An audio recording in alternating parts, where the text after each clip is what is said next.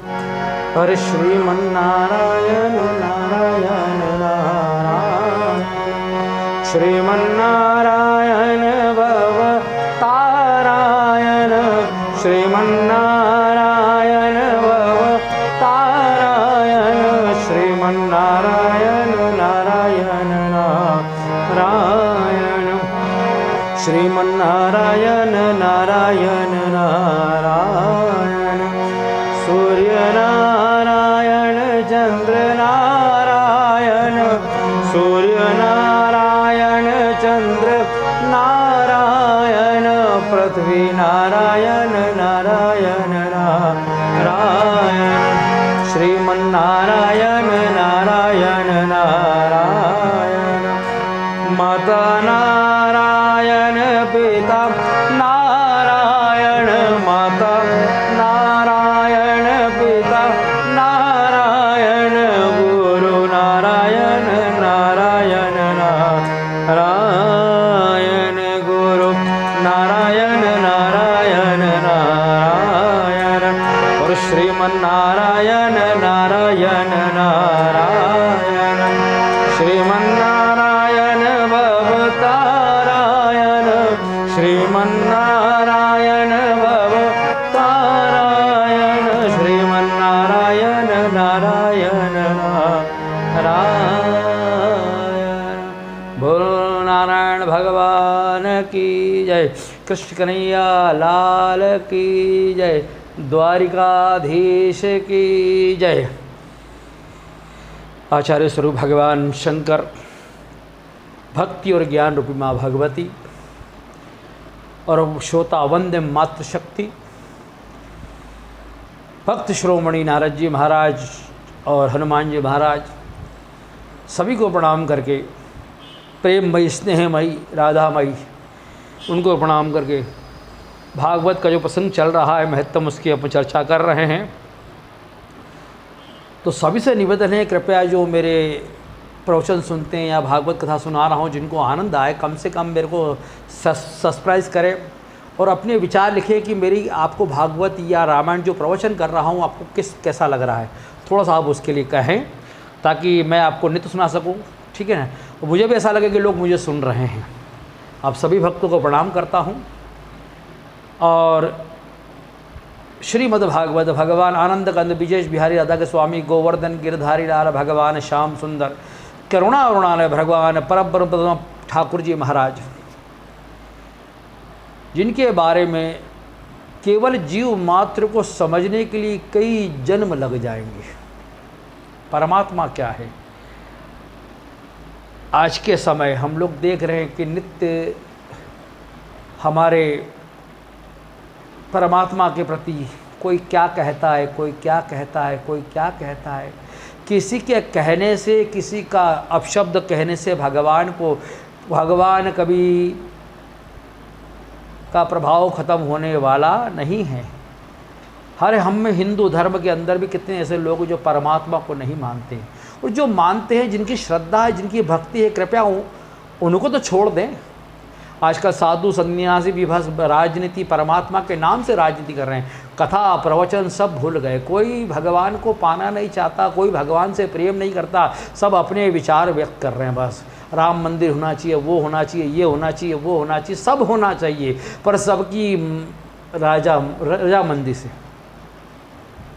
क्या भगवान के प्रति ये आज वो पिक्चर में ऐसा दिखाया, मतलब इतने फ्री बैठे हैं क्या आप लोग? जितना फ्री आप लोग इतनी चर्चा करते हैं, यूट्यूब में देखते हैं बेकार चीज़ें और फालतू प्रवचन, नेताओं की बातें सुनते हैं लोग, है ना। इतना समय अगर परमात्मा के लिए निकाले तो कितना अच्छा रहेगा। क्योंकि ये लोग आत्म शांति नहीं, ये तो कोई आत्म शांति देने वाले नहीं, ये ज्ञान देने वाले नहीं, ये तो केवल अपनी रोटी सेक रहे, चाहे वो साधु हो, सन्यासी हो, चाहे परमपिता परमेश्वर के नाम से जो भी प्रोपोगंडा चल रहा है भगवान के नाम से। कृपया निवेदन है, आप सभी भक्तों से निवेदन है, कृपया इनको न देखें। इतना समय अपने परमात्मा के स्मरण में बिताएं ताकि भगवान की हम पे कृपा हो जाए। अरे भगवान जिस पे कृपा कर देंगे संसार में, उसको किसी कृपा आवश्यकता नहीं है। 400 साल अंग्रेजों ने राज किया, 800 साल मुगलों ने राज किया, तो क्या राम हिंदू खत्म हो गए? या भगवान को मानना छोड़ दिया लोगों ने? जो संत होते हैं ना, उनसे भगवान से मतलब है। और मैं सभी भक्तों से निवेदन करता हूँ, कृपया ये सब फालतू ढकोसले छोड़ें कि वो राम जी के लिए ऐसा कह दिया। राम जी के लिए कोई बुरा कह रहा है तो भगवान, उनका मुख है, भगवान उनके मुख से वो सुनना चाहते हैं। जो भगवान को नहीं माने वो अपने माता पिता और मातृभूमि क्या मानेगा। राम जी के लिए ऐसा कह दिया, वो उनके लिए ऐसा कह दिया, वो उनके लिए ऐसा कह दिया। काय को इस प्रपंच में पड़े साहब, परमात्मा का स्मरण करें, सब छोड़ दें, परमात्मा का स्मरण करें बस। सभी भक्तों से निवेदन है जो मेरे यूट्यूब को देख रहे हैं, उन सभी से निवेदन है, फालतू चर्चा करें, केवल पढ़ें। ज्ञान पढ़ने से प्राप्त होता है, परमात्मा का ध्यान करने से परमात्मा प्राप्त होते हैं, परमात्मा से ही परम दिव्य शक्ति प्राप्त होती है, परमात्मा से स्नेह प्राप्त होता है, परमात्मा से प्रेम प्राप्त होता है, परमात्मा से हर सुख प्राप्त होता है। संसार में कोई ऐसा व्यक्ति नहीं जो परमात्मा को छोड़कर सुख प्राप्त कर सके, इस कलयुग में भी। इसलिए फालतू चर्चा छोड़े कि राम जी के बारे में ऐसा कहा, दिखाया, कृष्ण के बारे में ऐसा दिखाया। आपको नहीं देखना, मत देखो, जिसने जो दिखाया उसकी माया वो जाने। हम तो भगवान से मतलब है ना। मेरे राम जी के बारे में कोई क्या कह रहा है मुझे कोई मतलब नहीं है। मैं तो केवल राम जी को जानता हूँ। मेरे राम जी क्या है, मेरे लिए क्या है। उसके लिए वो पत्थर होंगे, लेकिन मेरे लिए पत्थर नहीं, मेरा अंश है, मेरी अंतर आत्मा है राम जी। अगर ये राम जी इस अंतर आत्मा से निकल जाएंगे ना तो जीव शव हो जाएगा। इसलिए फालतू चर्चा छोड़ें, भगवान की चर्चा करें, स्मरण करें, अपना समय फालतू ना बिताएं, राजनेताओं के चक्कर में ना पड़े, केवल परमात्मा का स्मरण करें। जो आनंद परमात्मा देगा वो संसार में कोई देने वाला नहीं है, कोई नहीं दे सकता। कई लोग हमारे हिंदुओं में कहते थे मैं भगवान मंदिर मानता है, सब फालतू बातें मानता नहीं, लेकिन जब परमात्मा का जब दुख और तकलीफ घेरता है ना तो उसकी जाके देख के आओ, वो भगवान के हर मंदिर में जाके ढोक देता है, नाक रड़ता है, प्रभु कुछ गलती को क्षमा कर दो, मेरे परिवार को अच्छा कर दो, मैं दुख में घिरा हूँ, कर्जे में घिरा हूँ, मुझे बाहर निकालो। तो परमात्मा को हम लोगों ने आज इस कलयुग के अंदर हम लोगों ने इस समय परमात्मा को हमने खिलौना समझ लेता है। कोई क्या कहता है, रोज़ उठ के टीवी पे कोई क्या कहता है, कोई क्या कहता है, कोई क्या कहता है। भगवान जाने क्या, प्रभु की इच्छा क्या है। भगवान ने सबकी बुद्धि, शायद शनि महाराज ने सबकी बुद्धि को बेकार कर दिया। अरे किसी के कहने से मेरे राम जी बुरे होंगे नहीं, और किसी के दोषा करने से मेरे राम जी, क्यों रावण ने क्या राम जी के लिए कम बोला था? हैं, कम बोला था क्या? कई लोग भगवान को, राम जी को उस समय भगवान नहीं मानते थे, तो सबने मानना छोड़ दिया क्या? जो मानते हैं वो मानेंगे, और जिनको नहीं मानना वो नहीं मानेंगे। वो भी राम जी कृपा है, जो राम जी चाहेंगे, जो उन्हें माने, वो उनकी इच्छा होगी तो ही मानेगा। अगर उनकी इच्छा नहीं है कि वो उन्हें माने तो वो नहीं मानेगा, चाहे वो हिंदू हो चाहे कोई भी हो। राम जी चाहेंगे।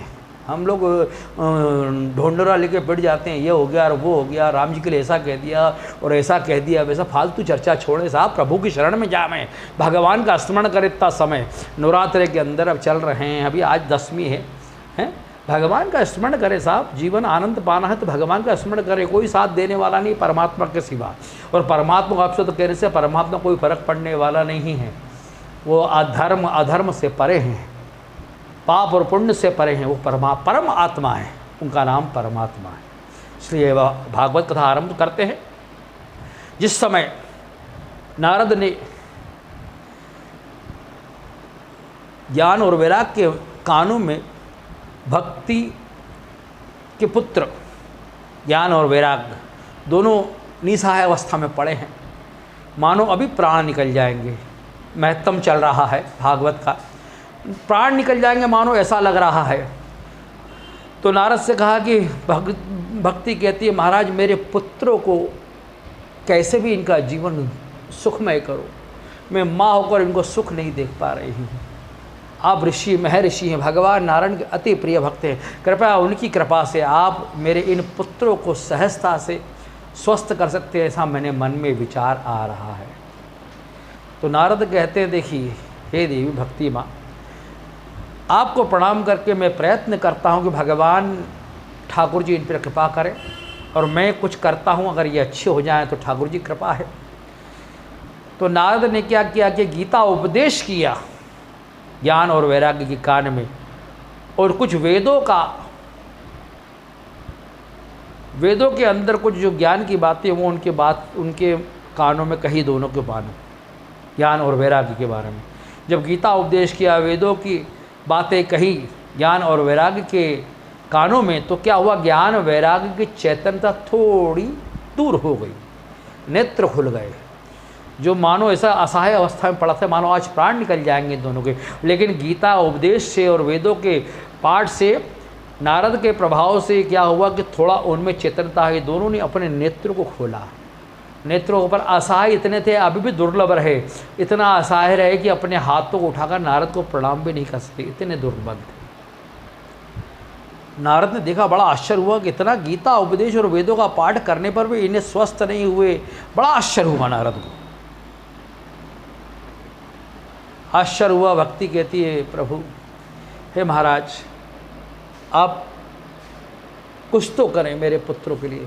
नारद ने कहा कि मुझे आश्चर्य लग रहा है कि गीता का पाठ और वेदों का पाठ सुनाया, फिर भी दोनों पुत्र थोड़ी श्वास गति सहज हुई है, लेकिन दोनों में असहाय है, दोनों निष्क्रिय हैं, अपने हाथ अपने पांव उठा नहीं सकते, मानो आज भी इनके प्राण निकल जाएंगे ऐसे लग रहे हैं। मैंने प्रयास किया, बड़ा आश्चर्य हुआ नारद जी को। भाई, गीता ज्ञान से मोक्ष प्राप्त होता है, वेदों के पाठ से मोक्ष प्राप्त होता है, असहाय व्यक्ति भी सहज हो जाता है, बलवान हो जाता है, शरीर से पुष्ट हो जाता है, वो वेदों का प्रभाव है। लेकिन इनको कुछ हुआ नहीं। नारद को बड़ा आश्चर्य हुआ। नारद कहते हैं, भक्ति माँ, मैं क्षमा चाहता हूँ कि मैं आपके पुत्रों का दुख दूर कर, रोग दूर कर सका नहीं। तो भक्ति कहती है, हे ऋषिमुनि, इस कलयुग का प्रभाव देख के मैं, मेरे पुत्रों की दशा देख के मैं सोचती हूँ, आने वाले समय में मेरे पुत्र की दशा क्या हो। क्यों नहीं परीक्षित ने कलयुग को मार दिया। अगर कलयुग मर जाता तो आज मेरे पुत्रों की ऐसी दशा नहीं होती और इतना संसार में घोर पाप नहीं होता। जब ऐसा कहा तो नारद कहते हैं, हे भक्ति माँ, आप संसार के सभी भक्तों के हृदय में भक्ति रूपी ज्ञान जगाने वाली हैं। अगर आप ही दुखी होंगे तो संसार सुखी कैसे होगा। और आपने कहा कि राजा परीक्षित ने कलयुग को क्यों नहीं मारा, तो नारद कहते हैं, कलयुग को राजा परीक्षित ने इसलिए नहीं मारा कि कलयुग में लाख बुराई थी। जिस समय भगवान अपना समय पूरा हो गया, भगवान 125 वर्ष के होके बैकुंठ जाने लगे, तो उद्धव जी ने कहा कि प्रभु, ये कथा आपको सुना चुका हूँ कि प्रभु आप चले जाएंगे तो संसार इस कलयुग में महापाप होने वाला है, उनको मुक्ति कैसे मिलेगी।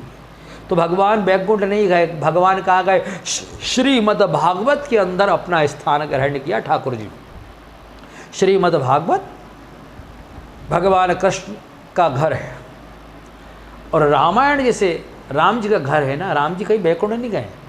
कई लोग कहते हैं राम जी चले गए सारंगपुर, जहाँ राम जी का स्थान नहीं। राम जी रामायण में, कृष्ण जी बैकुंठ ही नहीं गए। कृष्ण जी कहाँ है, श्रीमद् भागवत में।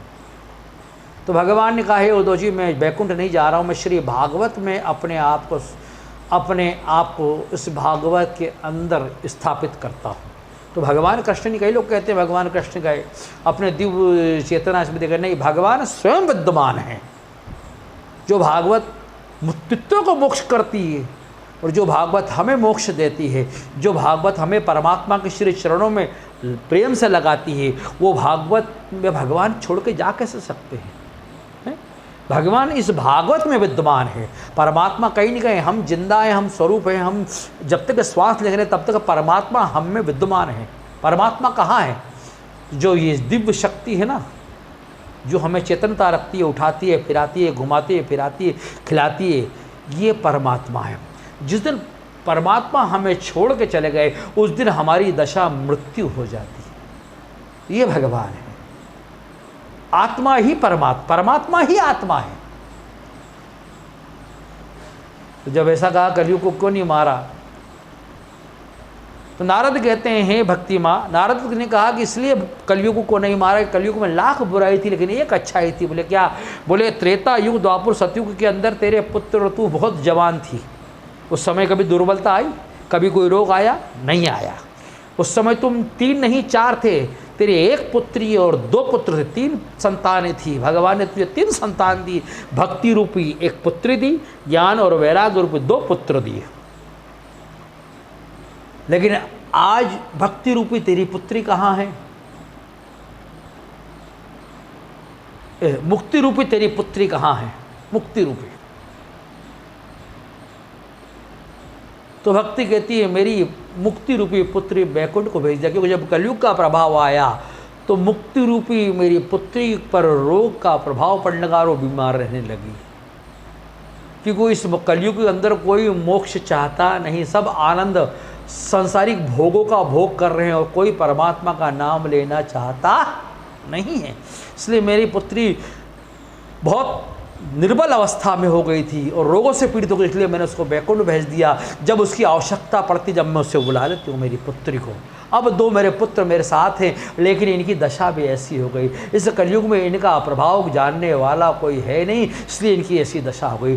3 युगों के अंदर इनका बड़ा आनंद रहा, ज्ञान वैराग दोनों का 3 युग, सतयुग द्वापर त्रेता के अंदर भक्ति ज्ञान सब कुछ था। इसलिए हम तीनों स्वस्थ थे और जवान थे, हम कभी बूढ़े होने वाले नहीं थे। लेकिन इस कलयुग के अंदर इतने पाप हुए, यहाँ पर पुण्य का प्रभाव खत्म हो गया, इसलिए मेरे पुत्र ज्ञान और वैराग की दशा ऐसी हो गई। मेरी भी दशा ऐसी हो गई थी, लेकिन मेरी दशा जब यहाँ पर आई, वृंदावन के अंदर आई, और वृंदावन में कुछ भक्ति का प्रभाव था, उसके प्रभाव से मैं स्वस्थ हो गई, लेकिन मेरे पुत्र ज्ञान और वैराग स्वस्थ हुए नहीं। तो नारद कहते हैं हे भक्ति माँ, परीक्षित ने इसलिए नहीं मारा। कलयुग में सब बुराइयाँ थी, लेकिन एक अच्छाई थी। बोले क्या? बोले परमात्मा इस कलयुग के अंदर सहजता से प्राप्त हो जाते हैं। बोलिए क्या अद्भुत बात कही है नारद जी। बोले इस कलयुग के अंदर परमात्मा सहजता से प्राप्त हो जाते हैं। ज्ञान की आवश्यकता, बहुत बड़ा ज्ञानी हो तो ही भगवान मिले ना, वैरागी हो ना, तपस्वी हो ना, ये तीनों की आवश्यकता नहीं। क्यों? ज्ञान के लिए ज्ञान अद्भुत है। जीवन कई जीव का पर पैदा होकर मर जाएंगे तो भी संपूर्ण ज्ञान हमको प्राप्त होने वाला ज्ञान अद्भुत है। वैराग्य सब कुछ छोड़कर जंगल में चले जाएं और तपस्या करें तो भी हमसे होने वाला आज का समय कलयुग के अंदर, क्योंकि हमारे परिवार को पालने में हम समय बीत जाता है, तो परमात्मा का स्मरण सबको छोड़कर जंगल में कैसे जाएंगे? ज्ञान वैराग्य और तप कैसे कर पाएंगे? तपस्या कैसे कर पाएंगे? इस कलयुग में सामर्थ्य नहीं, बहुत कम होते हैं जो तपस्या इस कलयुग में कर पाते हैं, जो ज्ञान के पीछे पागल है, जो वैराग्य के पीछे पागल है, बहुत कम लोग ऐसे हैं। तो नारद कहते हैं इस कलयुग के अंदर भगवान के नाम का केवल स्मरण मात्र से, कीर्तन मात्र से, कीर्तनम अर्चनम स्मरणम पाद सेवितम वंदनम दास्यम सखाम आत्मनिवेदनम, 9 प्रकार की सहजता की भक्ति बताई है, बहुत सहज है। इन 9 भक्ति में से जो भी एक भक्ति कर लेगा भगवान उसको सहजता से मिल जाएंगे और भगवान की कृपा उस पर सहज हो जाएगी इस कलयुग के अंदर। इसलिए दारा परीक्षित ने छोड़ दिया। नारद कहते हैं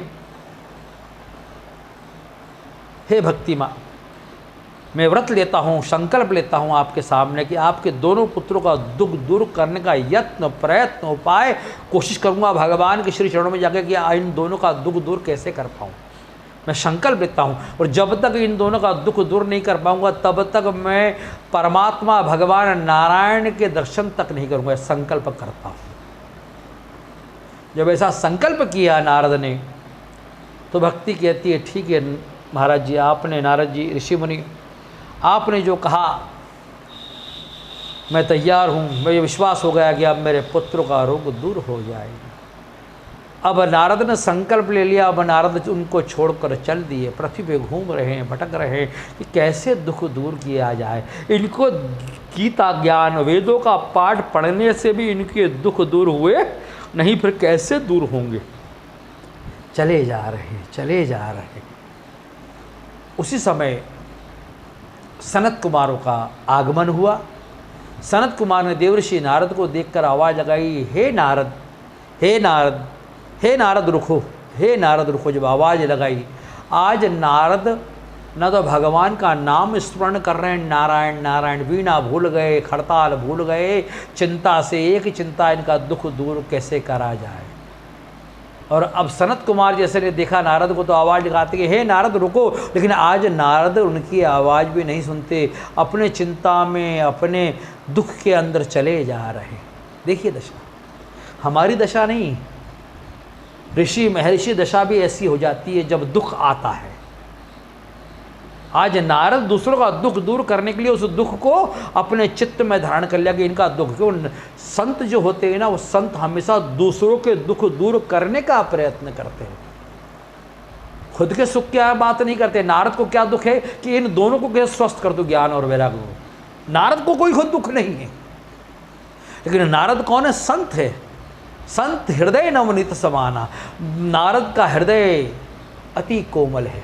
जिसे भगवान का हृदय कोमल होता है ना, अति कोमल रघुवीर स्वभाव। राम जी का, ठाकुर जी का जो हृदय है ना, बड़ा कोमल है। किसी के दुख को भगवान ठाकुर जी देख सकते नहीं, भगवान उनको दुख, उनके दुख को देखकर स्वयं भी दुखी हो जाते हैं। जैसे भगवान का स्वभाव है, ऐसे ही भगवान के भक्त का स्वभाव है नारद का, क्योंकि संत है ना, संत का हृदय बड़ा कोमल है। आज चिंताएं आवाज़ लगा रहे हैं सनत कुमार, लेकिन सुनते नहीं, चले जा रहे हैं नारद, चले जा रहे हैं। बड़ा सनत कुमार को आश्चर्य हुआ कि देखो हम आवाज़ लगा रहे हैं लेकिन नारद सुनने को राजी नहीं, क्या बात है, ऐसी क्या क्या कारण हो गया? आज तो नारद नारायण नारायण करते नहीं हैं, क्या बात है, आज चुपचाप चले जा रहे हैं। पर ये नहीं मालूम कि नारद का मन बड़ा विचलित है।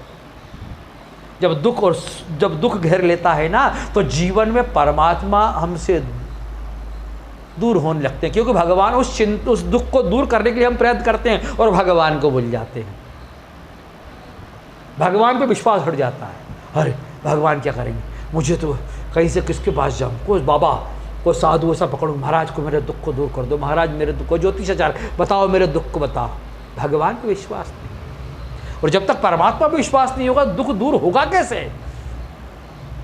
जब तक भगवान की शरण में नहीं आएगा तब तक दुख दूर होने वाला नहीं। भगवान को दुख में नहीं भूलना चाहिए, भगवान को दुख में और चिंतन करना चाहिए, क्योंकि भगवान की इच्छा होगी तो इंसान जिएगा, भगवान की इच्छा होगी तभी मरेगा।